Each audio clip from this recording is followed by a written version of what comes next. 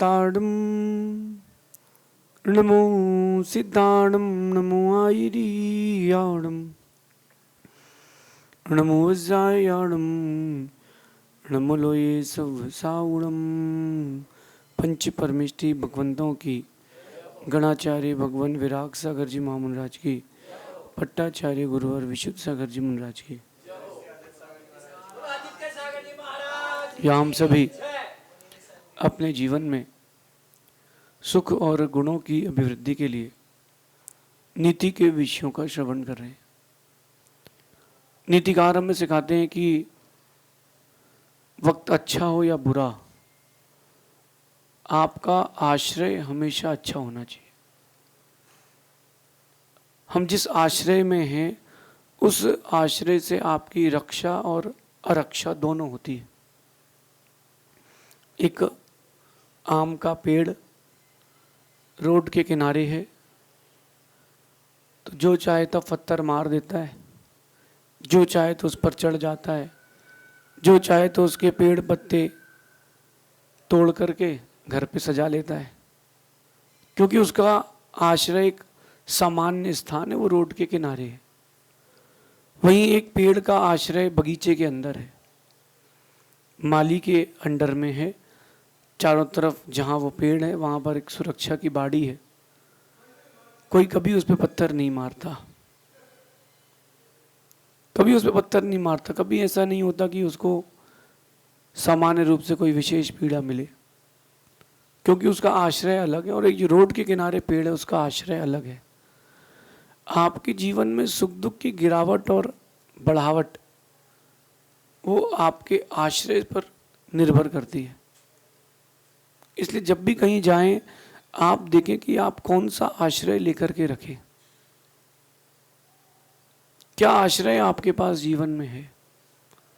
इसी को अध्यात्म की भाषा में कहते हैं शरणागति।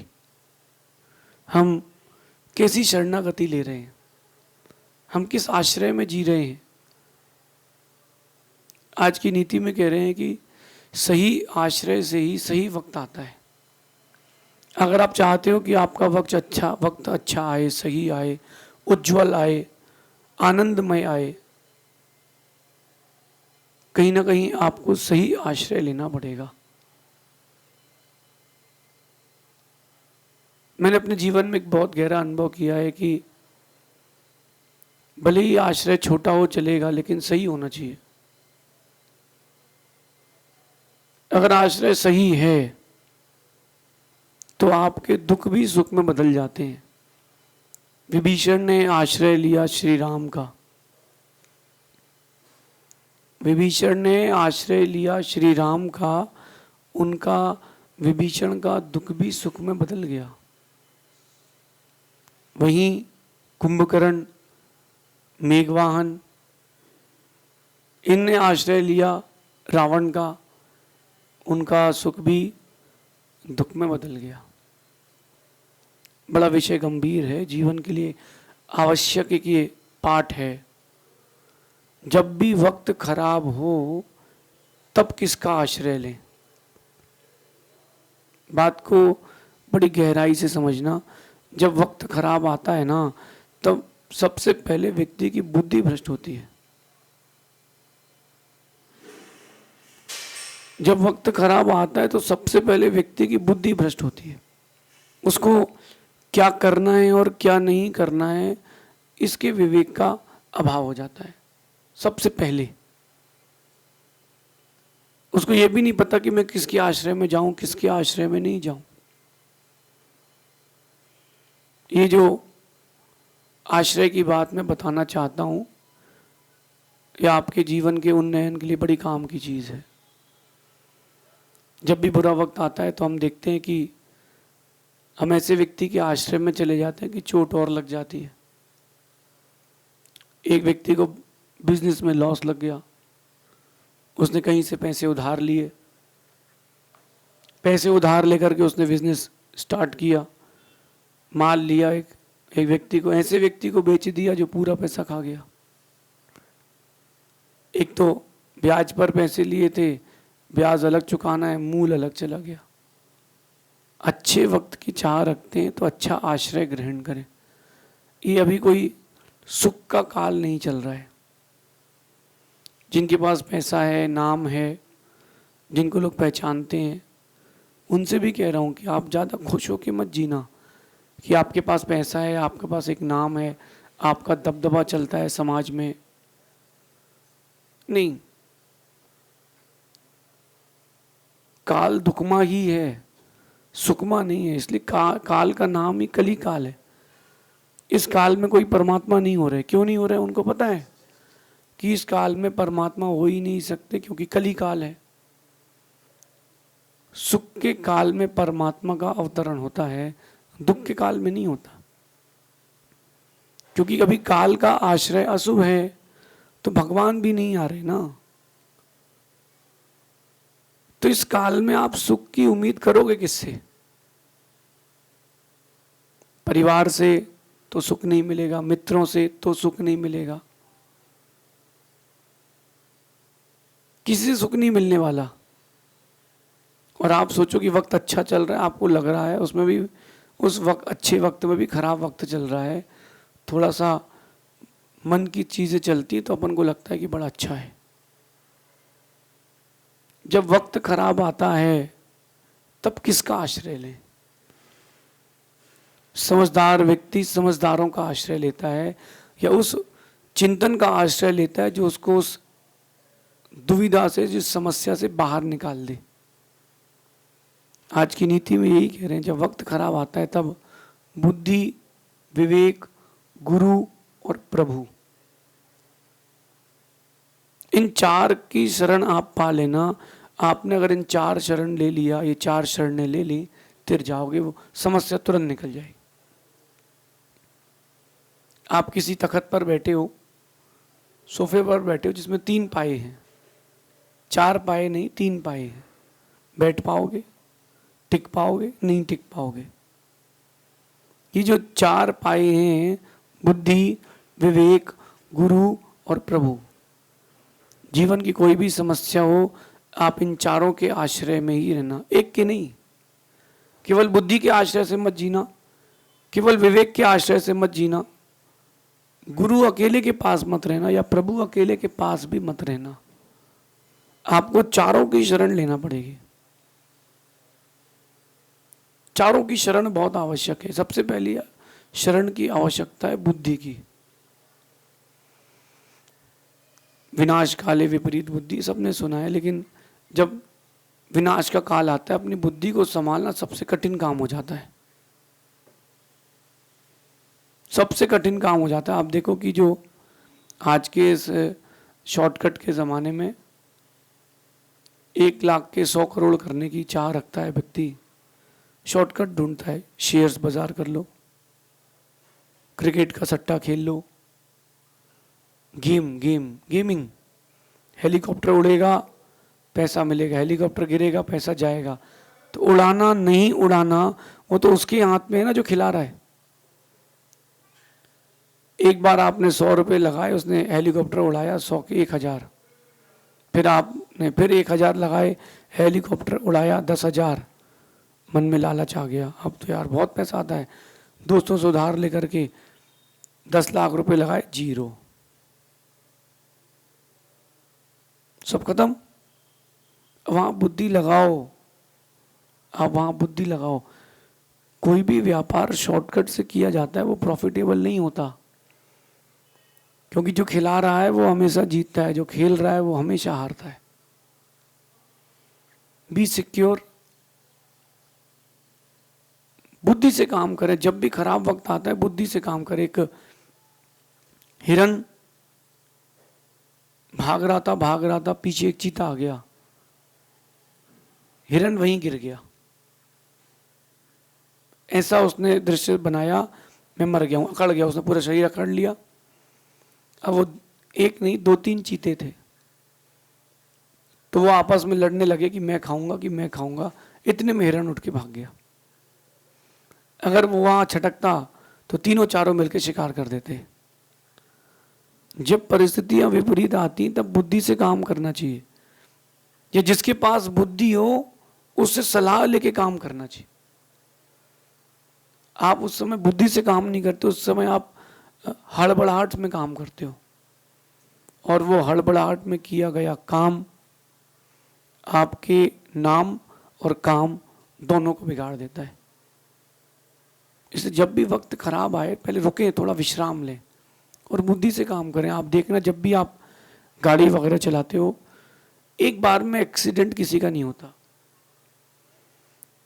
एक बार भिड़ते भिड़ते बचता है, दूसरी बार फिर भिड़ते भिड़ते बचता है, तीसरी बार जाके भिड़ता है। समझदार व्यक्ति पहली बार में समझ जाता कि यार एक्सीडेंट होते होते बच गया है, गाड़ी किनारे लगाओ, 10 मिनट की विश्रांति लो, रिलैक्स, शांति, फिर आप वापस अपने काम पर लगो। बुद्धि, राम को भी पता था कि सोने का हिरण नहीं होता, हिंदू रामायण से कह रहा हूं। राम जानते थे कि सोने का हिरण नहीं होता, फिर भी राम, देखो आप, उस सोने की हिरण को पकड़ने के लिए चले गए। आखिरकार क्या हुआ, इतनी बड़ी रामायण हो गई। यही बात आप लोगों के जीवन में घटित करना चाहिए। जब समय विपरीत आता है, हमें बुद्धि से काम लेना चाहिए। उस समय क्या करने योग्य है और क्या नहीं करने योग्य, उस समय, एट दैट टाइम, इसका नाम है विवेक। और दूसरी शरण आपकी है विवेक, दूसरा आश्रय है विवेक। उस समय क्या करना है और क्या नहीं करना है, ये आपको विवेक बताता है। कई बार परिस्थिति ऐसी आती है कि चीजें आपके मन की नहीं हो रही, और जब चीजें मन की नहीं होती तो आप भड़क जाते हो। कई बार शब्द भी खराब हो जाते हैं और कई बार भाव भी खराब हो जाते हैं। कई बार वचन योग जाता है तो कई बार काय योग जाता है। उस समय देखें कि अभी वर्तमान में क्या करने योग्य है। बेटा सिगरेट पीते मिल जाए, उस समय ये मत सोचना कि बात को टाल दो, उस समय तो समझाने की जरूरत है। जिस समय जो काम करना है, जिस समय जो चिंतन करना है, उसको ही करना, इसका नाम विवेक है। और आज के जमाने में विवेक बहुत कम हो गया है। लोग मंदिर में आकर के भी बातें करते हैं, घर जाके माला फेरेंगे, मंदिर में आके बातें करेंगे। अरे घर जाके अब बातें कर लो, मंदिर में आके माला फेरो। जब भी कोई प्रभु के दर्शन के लिए आता है, 100 में से 95 लोग भगवान के पास आएंगे मंदिर में और आंख बंद करके बैठ जाएंगे। अरे मंदिर आए हो तो आंख बंद करने के लिए आए हो? मंदिर आके भगवान को निहारो, अपलक निहारो। क्यों? दुनिया के चित्र तो बाहर कई बार देखे हैं, आज भगवान का दर्शन हुआ है, उनकी छवि अंदर बैठाने का समय। मैंने देखा बहुत सारे भक्तों को, वो आए मंदिर, आंख बंद करके माला फेर रहे हैं, आंख बंद करके बैठे हैं। अरे पहले भगवान को निहारो, भगवान की छवि अंदर उतार लो, फिर आप जहां बैठोगे, आंख खुली हो या बंद हो, भगवान की छवि दिखेगी। अपना विवेक होना चाहिए। इसलिए दूसरा आश्रय है आपका विवेक, और तीसरा आश्रय है गुरु। कोई भी आश्रय काम आए ना आए, गुरु का आश्रय हमेशा काम आता है। गुरु कभी अपने शिष्य को गिरने नहीं देते। गुरु कभी शरणागति में आए व्यक्ति को कभी चोटिल होने नहीं देते। इसी का तो नाम है गुरु। गुरु का नाम होता है वजनदार। उनके आश्रय में जाओगे कभी गिर नहीं पाओगे। आचार्य महावीर कीर्ति जी का एक दृष्टांत आता है। उनके संग में एक साधु थे, वो बहुत बीमार रहते थे, बहुत कमजोर रहते थे, और स्वयं उनके गुरु जी कहते थे कि तेरा पुण्य कमजोर है।